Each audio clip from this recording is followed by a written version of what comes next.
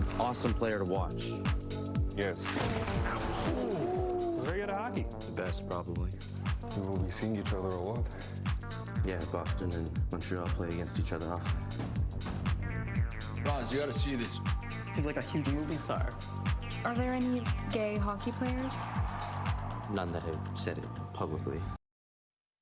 One of the most talked about series on TV right now is called Heated Rivalry. It's a love story between two gay professional hockey players. The show, one of the top ranked shows on HBO Max, which has the same parent company as CNN, is based off a book called Heated Rivalry by Rachel Reed. Jacob Tierney is the director and creator of the TV series. He joins me now from Toronto. Welcome. Congratulations on the success. Thank you very much. I appreciate it. Thanks for having me. So Rachel Reed has said that she was diagnosed with Parkinson's, and then 4 days later, she happened to get a DM from you saying you wanted to make this show. What about the book made you want to make this? You know, when I first read it, I didn't necessarily think I was gonna make it. It is what they call in the romance world spicy, which is to say very spicy. A lot of very descriptive sexual activity.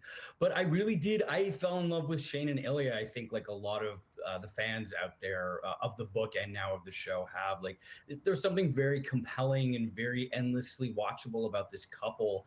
And also, I'm a huge hockey fan. Rachel's a huge hockey fan. I could feel it in her books. She knew her stuff. And just through a series of confluence of events, I was just like, I feel like I know this story and I feel like I can tell this. But yeah, I began my life here as a fan.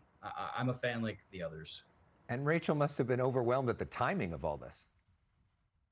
You know, she didn't tell me until a long time after, if I'm being honest. And I didn't even know she was Canadian. I just slid into her DMs like a creep and was just like, I don't even know if you know who I am. And she was a fan of my other two shows, Letterkenny and Shoresy. So that was a nice icebreaker. And and then I just asked her, but I had no idea what was going on in her life at the time. She told me, I think like 6 months later. Wow. Well, I think there are a lot of people that are probably sliding into your DMs and certainly the two stars DMs after this. So let's talk about some of these reviews. What's going on there? Yeah. RogerEbert.com's headline is, this HBO Heated Rivalry is the sexiest and most significant queer show of the year. CNN's headline is a little more to the point. Heated Rivalry is everything you love about rom-coms with less pants. So the sex scenes are more visual than most mainstream outlets. There's a lot of butts, gay sex in a way you don't usually see on TV. Can you discuss why it was important for you creatively for that vision and how you carried that out? Yeah, absolutely. It's really two things. One, this is the language of their relationship. It's about two guys who hook up, for want of a better term, over the years, and then realize that they can't shake each other, that they keep doing this. And they don't talk a lot. They don't communicate a lot. They really communicate through sex.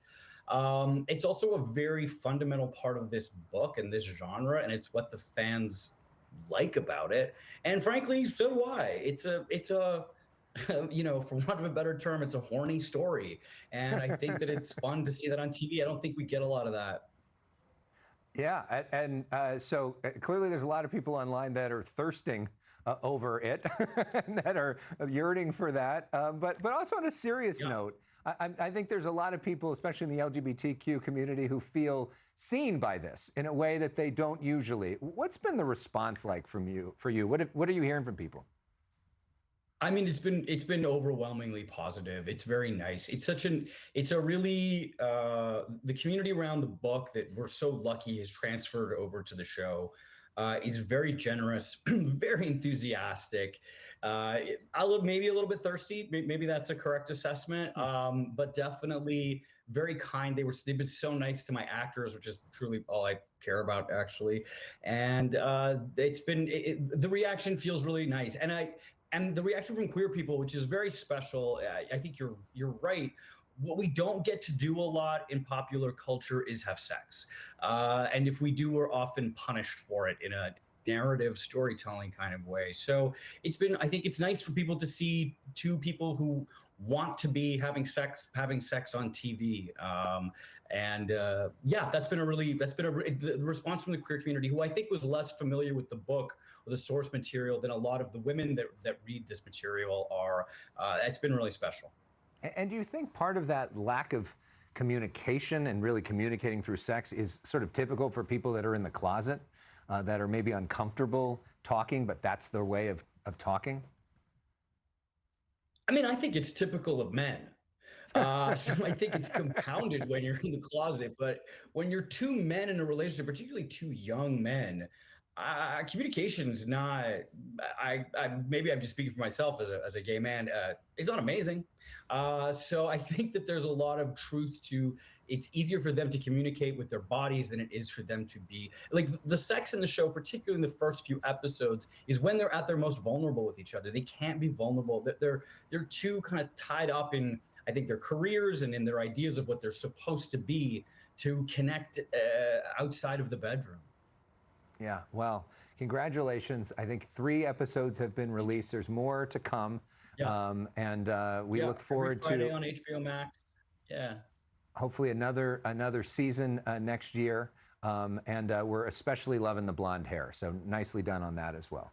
Thank you very much. Thank you for noticing. I appreciate your candor. Jacob Tierney, thank you so much. We'll be right back. More of The Story Is.